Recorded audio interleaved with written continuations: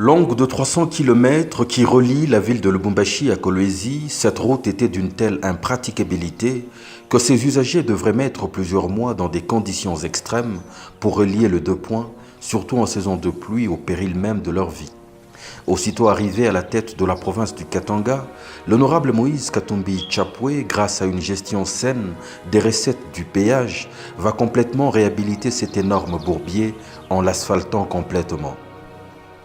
À ce jour, quelques heures seulement vous permettent, en toute saison, de lier ces deux importantes villes du pays. Et personne ne nous croyait. J'avais trouvé la petite route de 3 mètres. J'ai encore les archives parce que moi-même, je conduisais des camions remorques ici. Je venais à Kolwezi quand j'étais très jeune, à l'âge de 17 ans. Maintenant, vous là, tout kunenda.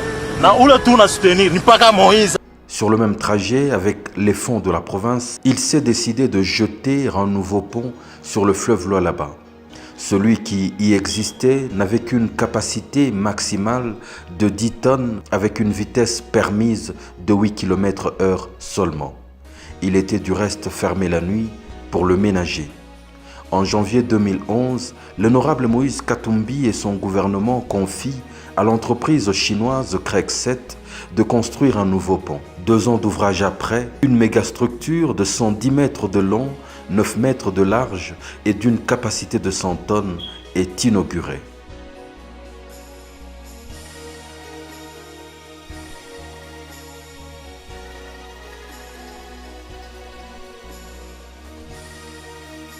Il est, en effet, le pont en béton le plus long du pays, derrière le pont Maréchal.